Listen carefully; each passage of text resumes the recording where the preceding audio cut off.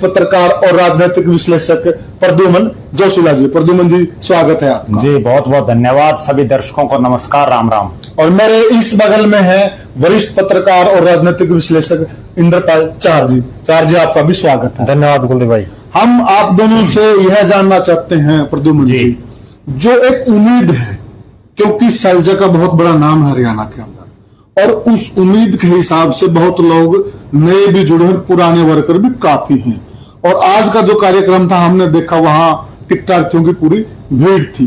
क्या लगता है कि शैलजा को वो हक मिल पाएगा, वो कोटा मिल पाएगा, केंद्र की तरफ से उनको वो पावर मिल जाएगी, या फिर ये जो जितने भी टिकटार्थी हैं पहले की तरह निराश हो जाएंगे? देखो, जहां तक सवाल है उकलाना विधानसभा क्षेत्र का, जी, परिसीमन के बाद 2009 में यहाँ पहला चुनाव हुआ जी, और उस चुनाव से पहले कुमारी शैलजा का हरियाणा की राजनीति में कोई बहुत लंबा चौड़ा रोल नहीं रहा था। जी, ना ही तो टिकटों में, ना ही जो है संगठन के लिहाज से, जी, बल्कि वो दिल्ली की राजनीति ज्यादा करती थी। जी, हालांकि वो सिरसा से सांसद रही, उसके बाद अंबाला से सांसद बनी। जी, लेकिन परिसीमन से पहले चूंकि ये बरवाड़ा ओपन विधानसभा क्षेत्र थी, और 2009 का जो परिसीमन के बाद जब पहला चुनाव हुआ तो उकलाना एससी रिजर्व विधानसभा हो गई। जी, उसके बाद से यहाँ 3 चुनाव हुए, और तीनों बार ही जिनको कुमारी शैलजा ने चाहा उन लोगों को यहाँ से टिकट मिली। जी, उन्होंने पहली बार जो है यहाँ से नरेश सेलवाल को टिकट दिलाने का काम किया, जो बिल्कुल एक साधारण परिवार से आते थे, और उनकी धर्मपत्नी एक जिला परिषद की सदस्य थी। जी, और नरेश सेलवाल तो खुद कहीं ना कहीं कोई नौकरी लगने के चक्कर में थे कि कहीं उनको कोई नौकरी मिल जाए। जी, उसके बावजूद कुमारी शैलजा ने उनको घर बैठे टिकट देने का काम किया, और उन्होंने उसकी वफादारी भी ये निभाई कि जब चौधरी भूपेंद्र सिंह हुड्डा प्रदेश के मुख्यमंत्री बने, मुख्यमंत्री हुड्डा साहब होते हुए भी नरेश सेलवाल कुमारी शैलजा के खेमे में रहे। और उस समय 2 विधायक कुमारी शैलजा के साथ थे, एक राजपाल सिंह भूखड़ी थे साडोरा के विधायक, और दूसरे नरेश सेलवाल।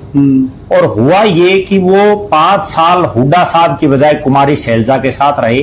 उसका दोनों को परिणाम ये मिला कि दोबारा कोई भी विधायक नहीं बन पाया, नहीं जीत पाया। क्योंकि मुख्यमंत्री जो होता है, और वो जिस पार्टी में आप हो, मुख्यमंत्री सर्वे सर्वा है। अगर आप उसके खिलाफ चलोगे तो निश्चित रूप से आपके विधानसभा क्षेत्र में उस स्तर पर काम नहीं हो पाएंगे, जिसका नुकसान दोनों को ही हुआ। जी, राजपाल सिंह भूखड़ी की तो टिकट भी कट गई थी, और नरेश सेलवाल की भी टिकट कट गई थी। जी, 2009 में जब वो चुनाव जीते, उसके बाद 14 का जब चुनाव आया तो सिटिंग विधायक थे, और कांग्रेस की एक परिपाटी रही है यहाँ, जो भी सिटिंग विधायक होता है उसको लगभग 90-95% टिकट मिलने के ज्यादा चांसेस रहते हैं। जी, और लगभग सिटिंग विधायकों को कांग्रेस टिकट देती है। नरेश सेलवाल को फिर टिकट मिल गई, उसके बाद वो चुनाव हार गए। और हारने के बाद ऐसा हुआ, मैं तो ये समझता हूं कि वो किस तरह की राजनीति नरेश सेलवाल ने की। जब चौधरी भूपेंद्र सिंह हुड्डा मुख्यमंत्री थे तब तो वो उनके खिलाफ रहे 5 साल, और जब वो मुख्यमंत्री से हट गए उसके बाद वो हुड्डा साहब के नजदीक लगी कुमारी शैलजा को उन्होंने छोड़ दिया। उसका परिणाम ये हुआ कि जब 2019 का विधानसभा चुनाव आया तो कुमारी शैलजा ने उनको टिकट नहीं लेने दी, और एक बहुत ही साधारण घर से आने वाली बाला देवी खेदड़ को उन्होंने टिकट दिला दी, जिनकी बुरी हार हुई, जमानत जब्त हुई, और नरेश सेलवाल निर्दलीय लड़े और उनकी भी बुरी हार हुई, जिसमें फायदा उनको इनेलो पार्टी को मिला। जी बिल्कुल, जेजेपी को मिला। जी बिल्कुल, पहले इनेलो को, फिर जेजेपी, पहले इनेलो को मिला, फिर जेजेपी को मिला। अब जो हालात है वो ये है कि एक बार फिर से लोगों की वही उम्मीद है कि उकलाना की टिकट कुमारी शैलजा के कोटे में आएगी। जी, और उसका कारण सीधा सीधा ये है कि प्रभुवाड़ा जो उनका गांव वो उकलाना विधानसभा क्षेत्र में है। जी, तो कहीं ना कहीं जिस नेता का गांव है, और पहले ऐसी चर्चाएं भी थी सिरसा लोकसभा का चुनाव लड़ने से पहले कि कुमारी शैलजा 4-5 जो एससी रिजर्व जो हल्के हैं हरियाणा प्रदेश में, उनमें से कहीं भी चुनाव लड़ सकती है। वो अलग अलग जो है वहां अपने कार्यकर्ताओं को भेज के या सर्वे एजेंसीज को भेज के ये पता लगाने का प्रयास कर रही है कि कहां से वो जीत सकती है। जी, जी, उसमें उन्होंने नीलोखेड़ी के लिए भी प्रयास किया, रतिया के लिए भी प्रयास किया, कालावाड़ी, अपना उकलाना, लेकिन अंततः ऐसा लगा कि वो उकलाना से चुनाव लड़ेंगी। लेकिन पार्टी आलाकमान ने उनको लोकसभा का चुनाव लड़ाया। ये अलग बात है कि हो सकता है पार्टी आलाकमान उनको विधानसभा का भी चुनाव लड़ा दे। अब यहाँ जो हालात है वो ये है कि जितने कांग्रेस में टिकटार्थी हैं एक दो को छोड़ के जो चौधरी भूपेंद्र सिंह हुड्डा के गुट में, बाकी लगभग सब कुमारी शैलजा के साथ है। लेकिन मैं एक बात बड़ी दावे के साथ कह सकता हूं कि जितने लोग टिकट मांग रहे हैं उनमें से अधिकतर को तो टिकट का टैग ही नहीं मिलना, क्योंकि वो सिर्फ जो है कुमारी शैलजा की हाजिरी लगाने तक सीमित हैं और उनके आगे सिर्फ जी हजूरी, जिसको हम ये कह सकते हैं, वहां तक वो सीमित है। धरातल पर उनका कोई बहुत ज्यादा जनाधार नहीं है। अब टिकट किसको मिलेगी, ये सबसे बड़ा सवाल है। कांग्रेस में एक तो परिवारवाद भी नहीं देखा जाता, तो कई बार उन्हीं के परिवार के किसी सदस्य को भी टिकट दे दी जाती है। लेकिन उकलाना हल्का जिस ढंग से बना हुआ है, ये जाट डोमिनेटेड हल्का है और यहाँ के लोग बड़े बड़ों की रड़क निकालने में कामयाब रहे हैं। जी जी। और उकलाना विधानसभा चूंकि परिसीमन में नया बना है, तो इसमें एक बहुत बड़ा इलाका भट्टू हल्के का, उसके बाद नारनौंद विधानसभा क्षेत्र का, बरवाड़ा का, उचाना का, इस तरह से ये हल्का बना हुआ है, जिसमें गिराए का भी एक पार्ट है बहुत बड़ा।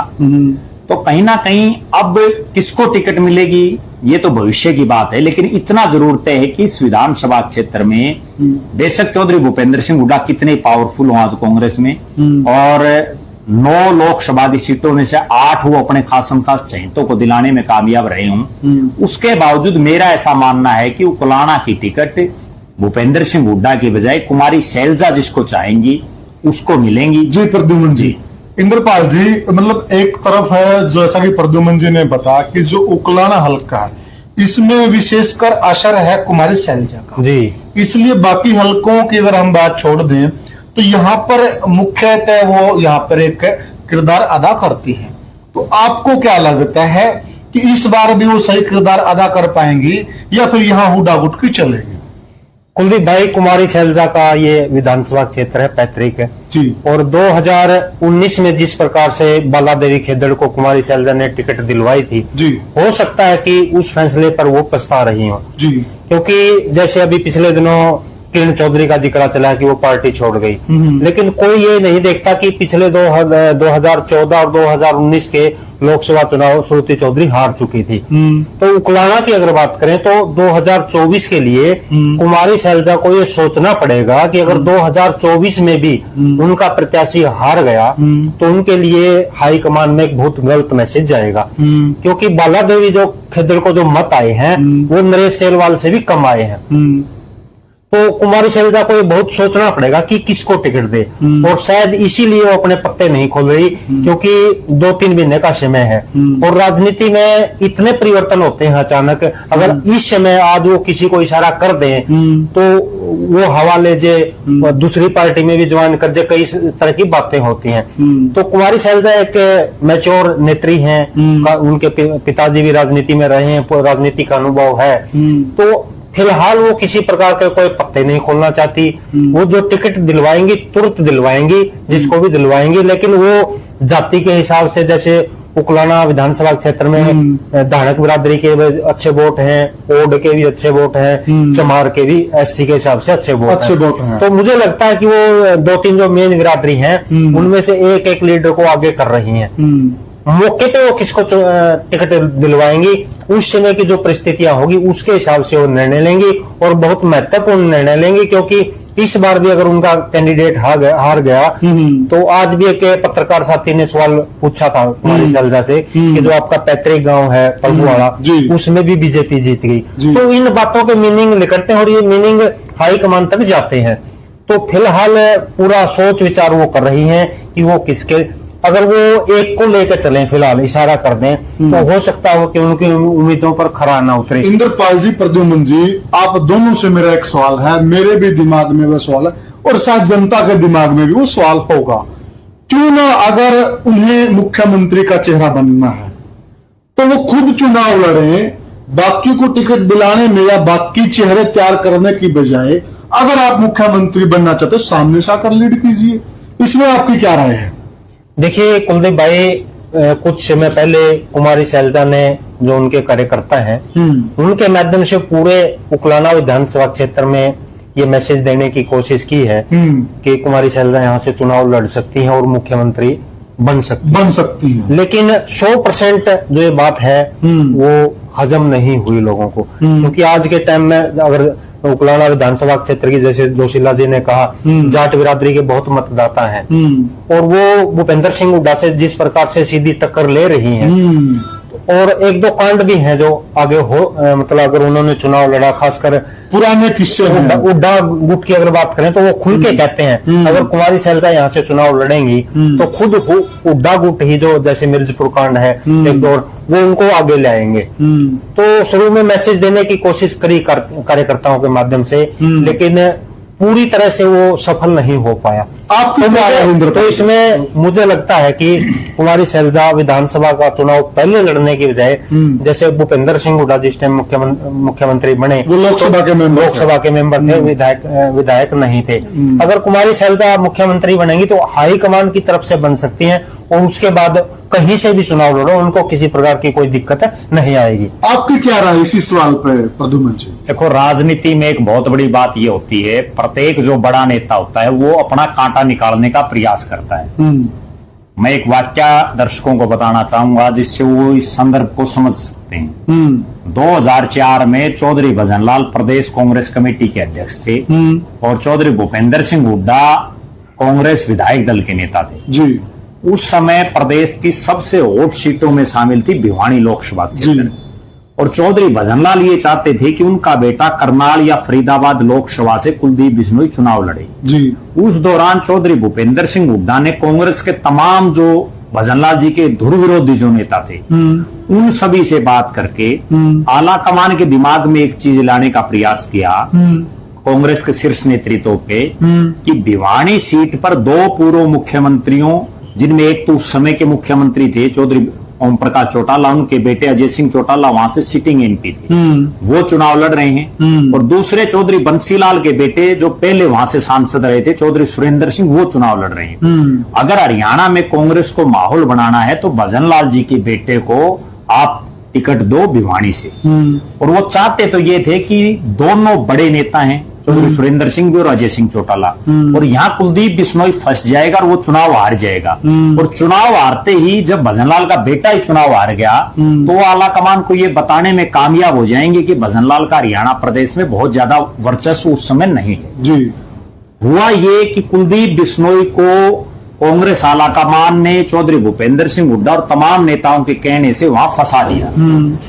उसके बाद चूंकि उस समय जो आदमपुर का इलाका था जिसमें अब नलवा भी हल्का है, आदमपुर, नलवा, आंसी, बवानी खेड़ा, ये तमाम इलाका भिवानी लोकसभा में पड़ता था, और वहां चुनाव ऐसा बन गया कि एक तरफ तो दो जाट प्रत्याशी हो गए और दूसरी तरफ कुलदीप बिश्नोई गैर जाट प्रत्याशी थे।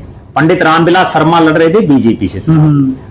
आखिरकार बहुत कम मार्जिन से कुलदीप बिश्नोई वो चुनाव जीत गए, और वो चुनाव जीतते ही कांग्रेस की ऐसी हवा बनी कि भजनलाल के बेटे ने दो मुख्यमंत्रियों के बेटों को चुनाव हरा दिया। उसका परिणाम ये हुआ हरियाणा प्रदेश में चौधरी भजनलाल के नेतृत्व में कांग्रेस ने 67 सीटें जीती। ये अलग बात है कि उसके बाद तमाम बड़े नेताओं ने मिलकर के और कांग्रेस आला कमान ने चौधरी भूपेंद्र सिंह हुड्डा को प्रदेश का मुख्यमंत्री, जिसमें उस टाइम के जो एमपी थे उन्होंने बहुत बड़ी भूमिका अदा की थी। जी बिल्कुल, उस समय बड़े बड़े जो नेता थे, चाहे वो कुमारी सैलजा भी हुड्डा साहब के साथ थी उस समय, चौधरी वीरेंद्र सिंह हो, चौधरी सुरेंद्र सिंह हो, प्रकाश जिंदल हो, राव इंद्रजीत हो, बलबीर पाल शाह हो, धर्मवीर गाबा, कई बड़े नेता थे, विनोद शर्मा हो। अब एक बार फिर से मुझे ऐसा लग रहा है कि चौधरी भूपेंद्र सिंह हुड्डा की ये दिली इच्छा रहेगी कि यहाँ कुमारी सैलजा को फंसा जाए, क्योंकि अगर कुमारी सैलजा, और ये बात भूपेंद्र सिंह हुड्डा आला कमान के पास कहेंगे भी कि कुमारी सैलजा के जो जिन समर्थकों को हमने टिकट दी, चाहे वो 2014 में दी या 2019 में दी, उनकी बुरी हार हुई। और पिछली बार एक और मैं जो इंद्रपाल जी ने बताया उससे आगे एक बात बताना चाहता हूँ, अकेला उकलाना नहीं है। पिछली बार कुमारी सैलजा ने जहां जहां इस क्षेत्र में टिकटें बांटी वहां इतनी बुरी हार उन लोगों की हुई।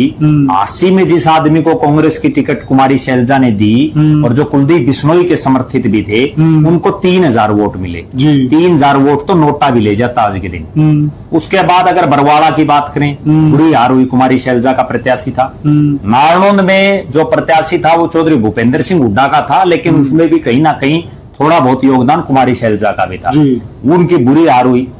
चौधरी रणजीत सिंह जिन्होंने रानिया से, जिनका एक बड़ा नाम था, चौधरी देवीलाल के बेटे हैं, उनकी टिकट काट करके विनीत कंबोज एक युवा है, उनको टिकट दी और उनकी जमानत जब्ती, बुरी हार हुई, इतनी भयंकर हार। इसी तरह से अगर हम इंद्री की बात करें, इंद्री हल्के में राकेश कंबोज जैसे नेताओं की टिकट काटना और एक बिल्कुल नौसिखिया को देना, वो उनकी बुरी हार हुई। इसके बाद अगर हम बात करें हिसार शहर की, वहां बुरी हार हुई। जहां जहां भी कुमारी शैलजा ने अपने समर्थकों को टिकट दी, उन सभी की बहुत बुरी हार हुई। और परिणाम ये रहा, आज जो हरियाणा विधानसभा में विधायक हैं कांग्रेस के, उनमें अंबाला लोकसभा क्षेत्र के जो विधायक हैं, चाहे वो प्रदीप चौधरी हो, बिल्कुल शैली चौधरी हो या रेणु बाला हो, और चौथा संद के शमशेर सिंह गोगी हो, इन 4 विधायकों को छोड़ के कुमारी शैलजा खेमे का कोई भी नहीं जीत पाया। अब चौधरी भूपेंद्र सिंह हुड्डा, मैं जो समझ पा रहा हूं, उनके दिमाग में यही बात मिलेगी कि अगर चुनाव लड़ाना है आपको तो आप खुद लड़िए, और कुमारी शैलजा अगर खुद चुनाव लड़ेगी तो मुझे ऐसा लग रहा है कि चूंकि ये जाट डोमिनेटेड विधानसभा क्षेत्र, और आज हमने देख भी लिया उकलाना विधानसभा का जो कार्यक्रम था उसमें कि जो मजबूत जो लोग होते हैं वो ना आकर केवल टिकटार्थी टाइप के लोगों की भीड़ वहां थी, या उन टिकटार्थियों को जो चेले चपाटे घूमते हैं उनके पीछे वो लोग थे। तो कहीं ना कहीं कुमारी शैलजा इस बात से बचेंगी। ये भी मैं एक बड़ी बात कह सकता हूं कि कुमारी शैलजा चाहेंगी कि उनके परिवार से कोई आदमी यहां से चुनाव ना लड़े, उसकी बजाय किसी ऐसे चेहरे को, और वो चेहरा भी जातीय समीकरणों के हिसाब से टिकट मिलेगी, क्योंकि जहां उकलाना जहां हल्का है, उसके एक तरफ रतिया एससी रिजर्व है, उसके दूसरी तरफ नरवाना एससी रिजर्व है। तीनों ही विधानसभा क्षेत्रों में एक कास्ट के आदमी को टिकट पार्टी देने से बचेगी। यहाँ अनूप धानक जो लगातार 2 बार विधायक हैं, वो धानक हैं। यहाँ ओड बिरादरी का अच्छा खासा प्रभाव है, और इसके अलावा जो चमार कास्ट है उसका अच्छा खासा प्रभाव है, और इसके अलावा गांव के समीकरण, कई समीकरण देखे जाएंगे, उसी हिसाब से किसी ना किसी नए चेहरे को टिकट मिलेगी, ये भी तय है। अब नया कौन होगा वो आगे समय बताएगा। आपको क्या लगता है इंद्रपाल जी, जैसा कि जोशीला जी ने बताया, इन्होंने पूरा विवरण दिया कि जहां जहां पर कुमारी शैलजा ने जिस जिस प्रत्याशी को सपोर्ट किया या जिसके लिए टिकट मांगी, बुरा हाल रहा है। अगर इतिहास को झांक कर देखेगा कांग्रेस हाईकमान, तो यहां पर भी इस चुनाव के अंदर भी शायद उनके जो प्रत्याशी कम आने की उम्मीद है। कुलदीप भाई, जैसा कि जोशीला साहब ने कहा, इन्होंने अकेले कुमारी शैलजा के बारे में ये बात कही। आप अगर थोड़ा और विस्तार से अगर इसको देखोगे, जैसे नरवाना की टिकट है रणदीप सिंह सुरजेवाला ने दी, वहां से भी कांग्रेस हार गई। पुंडरी की जो टिकट है वो रणदीप सिंह सुरजेवाला ने दी, वो हार गई। और नरनुंद और आंसी की बात है, उसमें शायद कुमारी शैलजा से ज्यादा हाथ है कुलदीप बिश्नोई का था। और बहुत से लोग ये सोचते हैं कि कुलदीप बिश्नोई ने भाजपा क्यों ज्वाइन की। इसके बारे में आपको मैं एक रोचक बात बता दूं, जोशीला साहब को भी शायद ये पता होगा। जब राष्ट्रीय स्तर पर कांग्रेस की मीटिंग हुई थी, तो बताते हैं कि सोनिया गांधी ने कुलदीप बिश्नोई से सवाल किया था कि कुलदीप जी, हांसी की और जो नानून की आपने टिकट दिलवाई है, वो जोशीला साहब ने बताया कि 3 और 5,000 मत आए हैं। तो ये सवाल किया था कि एक आजाद प्रत्याशी भी या छोटी पार्टी का प्रत्याशी भी 10-15 हजार वोट ले जाता है, और ये राष्ट्रीय पार्टी के जो वोट आए हैं 3 और 5,000, ये आपके प्रत्याशी थे।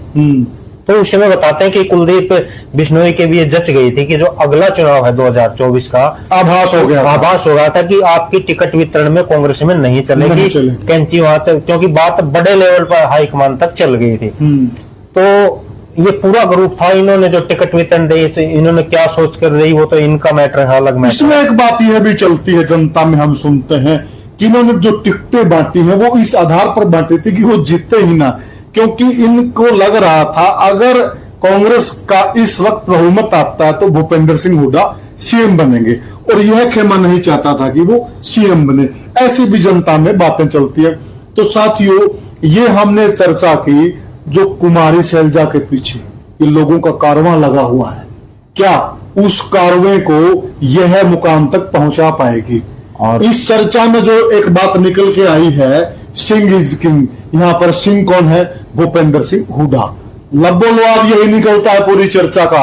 बाकी आप जनता जनार्दन, आपको ज्यादा मालूम। कोई बात रह गई आप कहना एक चाहते हैं? विशेष बात और जो मैं जो समझ पा रहा हूँ, जी टिकट भी उसी को मिलेगी जिस पर चौधरी भूपेंद्र सिंह हुड्डा भी कहीं ना कहीं सहमत सहमत होंगे। अगर कोई नेता ये समझे कि मैं अकेला कुमारी शैलजा के दम पर टिकट ले आऊंगा और चौधरी भूपेंद्र सिंह हुड्डा की हाजिरी नहीं भरूंगा तो उसको टिकट नहीं मिलेगी। टिकट मुझे ऐसा लग रहा है होगा वो कुमारी शैलजा खेमे का, लेकिन चौधरी भूपेंद्र सिंह हुड्डा का भी कहीं ना कहीं उस पर हाथ होना बहुत जरूरी है। और कुलदीप भाई, इसमें अगर उकुलाना विधानसभा क्षेत्र की बात करें तो उकुलाना विधानसभा क्षेत्र को आप 4 भागों में बांट सकते हैं। इसका एक भाग आप अग्रवा बेल्ट को ले सकते हैं, एक बीच में आपके पावड़ा पंचग्रामी का, एक बेल्ट आपकी इसकी उकुलाना के आसपास का क्षेत्र है और एक बेल्ट आगे इसकी खरपुनिया हमारी पंचग्रामी 14 ग्राम का। तो ये इस चीज का भी शायद ध्यान रखा जाएगा कि किस बेल्ट के वोट ज्यादा है और कौन प्रत्याशी उस बेल्ट में ज्यादा वोट